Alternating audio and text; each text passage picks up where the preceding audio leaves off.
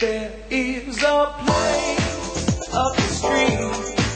Is a funky little place we can meet. Is my house built for love? All right, we're back, and this is the award-winning show. For those of you that didn't see last week, we won that award at the inaugural Channel 31 Awards for the best talk show. What did it happen to, like, the traditional trophies? It's community TV. They gave you 20 cents in case you had to make a phone call. Oh, that's made, though, of gold. It is. Gold polystyrene. Gold polystyrene. We have been joined by Ron and David from the Lairde, so can we have a big clap? A little bit because I feel like I'm sitting right ahead. Okay, guys, welcome to the show. Thank you. And you're here today specifically to talk about your 20th anniversary that's coming up. Which scary, isn't it? Is right. Well, that's right. We were talking a little bit before the show, and I said that, you know, once you hit 30, you're sort of seen as being 65 in gay years. So what does 20 years of running a hotel on the gay scene, what does that equate to? Like a damn lifetime. Several lifetimes. Yeah. When did, well, 20 years ago, you two were just bumming around and wanted to do something different. How did the Lairde come to be? I took the job as first licensee manager. I sort of used to run a bar in Sydney and sold out that in end of '79. And the opportunity come to Melbourne and run one of Melbourne's first gay hotels. All right. So it was established then? No. All right. You know, start from scratch. Right. It was, we were having a nice time on the Gold Coast. 6 months before. So you decided to come down and torture yourselves as well? We had just met, you know, like we'd been going together for 6 months, and Ron got a phone call from Jeff to say that he was interested in opening a hotel in Melbourne. Would he come down and have a look at it? And so he flew off to Melbourne, rang me up 2 days later and said that, you know, there's a ticket at Ansett, come down and have a look at this hotel. Very sons and daughters, isn't it? Phone call to fly from there. Go more. So but, you know, he then turned around and said the hotel was in Collingwood. It was like, what? Yeah. There's an interesting quote in the paper. Who the fuck would open a gay hotel in Collingwood? That was my reaction. But now, because I came from Melbourne, so I knew the area. Yeah. And at that stage, everything was happening on on Terek Road. There was Maisie's, and I think there was the Union in Carlton. Chaps. It's a long time ago. I remember Mandate. They come out as far back as my Mandate was going. Yeah. And so we came down and had a look at this wonderful little hotel that had Spanish arches. You remember the white swirling concrete, block wallpaper, and the black and silver block wallpaper, cocktail bar, restaurant. And I walked through and went, "You've got to be joking." So over the 20 years, have you found like your culture or your like mainstream way you run the business, has that changed at all, or has it always been the same sort of way the whole way through? I think fundamentally the Lairde today is just doing what it did like 20 years ago. It's catering for a specific group of people. Have you still got the crowd that you did then? Like, I know now there's so many diverse sort of clubs open, offering, you know, to each, like, Did you used to get hunks back then? It's always traded just to guys that you know were just wanted to be guys. That's the because the guy. Not everybody's just into the drag scene or other areas. Yeah, Tabatha. Well, that's their miss out, isn't it? Actually, no, but it's still like as strong as it was when you started. You know, like. The scene's changed over time, and there's more venues and there's more places. But I think the Lairde is a. Because I know a lot of people like when they don't want to come and see a drag show, or they're sick of seeing, you know, all that sort of thing. They like to go. The Laird's actually quite refreshing for them to go to for a change. Yeah, if the Lairde were not there, there'd be a big gap in the Melbourne gay scene. I think. And for people out there, it doesn't just have to be. You don't have to wear leather. It's not. You know, just that sort of thing. No, it's where men meet men. Yeah. You know, and so you can be. I think like the younger queens think, like the Lairde is. It's amazing. It's sort of, at the moment, it's like we've been rediscovered. Yeah. People have rediscovered the hotel as a place where you can go to and just sit around, talk, have a few drinks, meet people. I mean, it's very friendly. The staff are great. they introduce people around. We have accommodation, of course, so we have an enormous number of international people that come in. So when they come into the bar, you introduce them around to locals, and before you know it, you've got everyone sort of chatting and having a good time. And then you have the leather clubs come in, and you have people who ride motorbikes come in, people who are into 501s, and they all feel comfortable. They all mix. But back to your original point about whether the original people are still coming, yes, they are. Yeah, that's great. Yeah, which is it's amazing to watch from behind the bar, because you have people who are our age. Well, friends but mixing really happily with people who are 25 and 30, and they all get along. And so, are you having a reunion? We have been. We started this 6 months ago. We kicked off the 20th anniversary with the pool comp, and the grand final playoff of the pool comp is on Tuesday the 31st, and the winners get a ticket to America for 2 people for a week to go and play a game of pool in the bar in America. Basically. So that's been going for 6 months. Last night was 20th anniversary. Well, last Friday night was the 20th anniversary combat night, which was huge. Saturday. So what I want to know is, when are you having your girls' night? Interesting question. Interesting question. We'll put a hole in that one. It wasn't written like that, Squeal.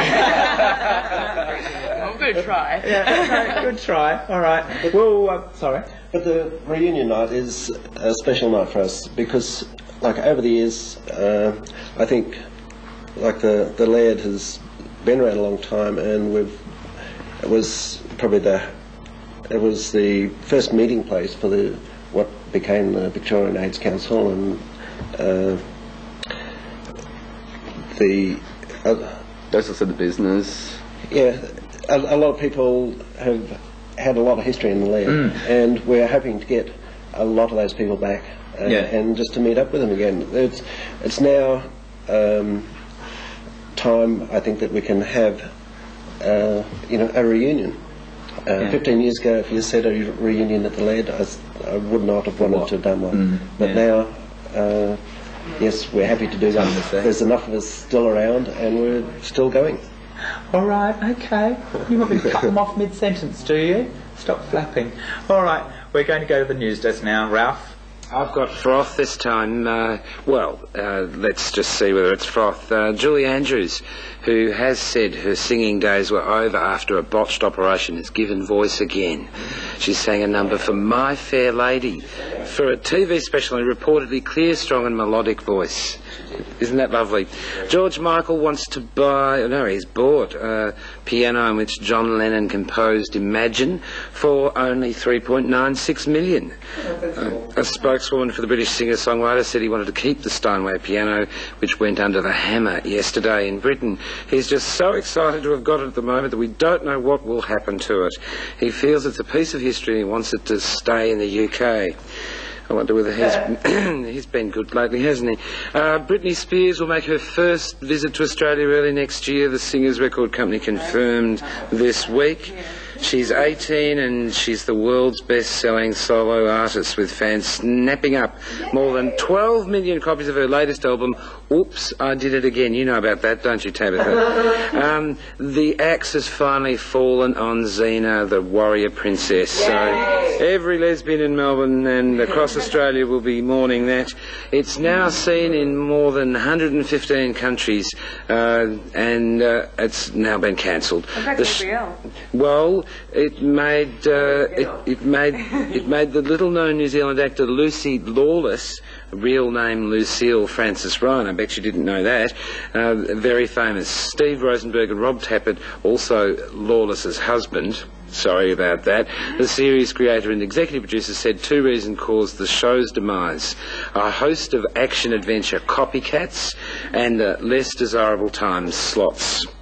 And Sir Cliff Richard is defying his age. It was revealed this week that he's finally admitted to having cosmetic surgery. No. Yes. No, allegedly a big shirt lifter. This week he celebrated his 60th birthday on a Mediterranean cruise with other evergreen pop idols. I bet she wouldn't be keen about being described as that. Olivia Newton-John, and he said he had no qualms about fighting the ageing process, and then finally go Ricky, Go Ricky. The Latino hip swiveler Ricky Martin hits Colonial Stadium this Wednesday night for his first Melbourne stadium-sized gig. I did promise froth. You did, and you've delivered. Thank you, Ralph. Lots of froth and bubble. And yes, did you see the Ricky interview the other night with I did actually. the very informative Belinda Emmett? I mean, Oh, she speaks like Danny Minogue. So what do you reckon, Ricky, about all this poofer stuff? You know, we're going to get a define answer. Are you ever going to Just tell said us? to her, I don't think it's necessary to be asked, whatever. And then she goes and asks it anyway. will there ever be a definitive answer? Good one, Belinda. Yeah. But did you see the way when he said goodbye to her, did that kiss goodbye? It was very, like, after he did it, was this very, I just want to reach you right now sort of look he gave her. I thought, oh, I wish I was her though. Was that ding? that's a trick. Yeah, exactly. Getting back to what we were talking about before with the Lairde, you were saying that it was one of the first meeting places for the AIDS Council. So what I was going to say before we went to the news desk was that not only has it been a place to come and meet and to have a drink, but it's also been a place where it's actually added to the social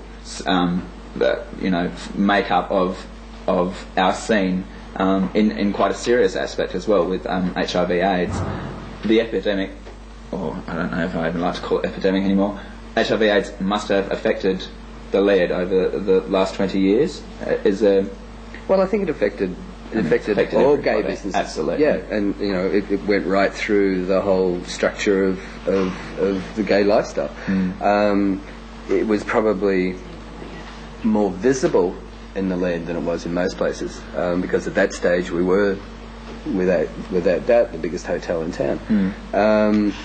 And over that period of 4 or 5 years, that really crunch period, we unfortunately lost a lot of dear friends, and had to cope with the ramifications of that. People had to come to grips with it, and it even got to the point at one stage where it was difficult to go into the hotel, just because you were confronted with it constantly. It wasn't a pleasant part of the history of the Lairde, but on the positive note is, as Ron said before, the first meetings and things were held there. The information, we were trying to get information through from San Francisco about what really was happening, because the amount of information coming through was, to say inaccurate.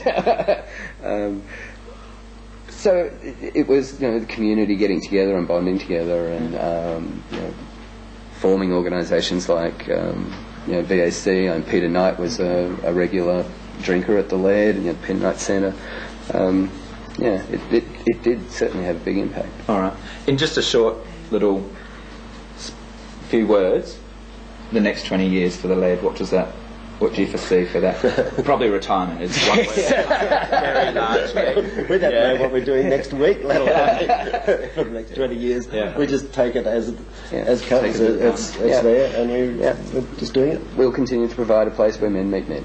Fantastic. Well, thank you boys for coming in today. Thanks for having us. Good luck with all the celebrations for the 20-year anniversary of the Lairde. They are staying here. You are staying here for the final segment. What about Matt? Is he staying here for the final? Matt's going to stay here. Really? We're so lucky. We'll all be back very shortly, and we've got the Drag Kings coming out very shortly, Dan, which I'm sure you'll be very vocal about that, won't you? So Get some more support on you, I think. absolutely. We've got some support in the audience. Grab yourself a cuppa and come back and join us soon.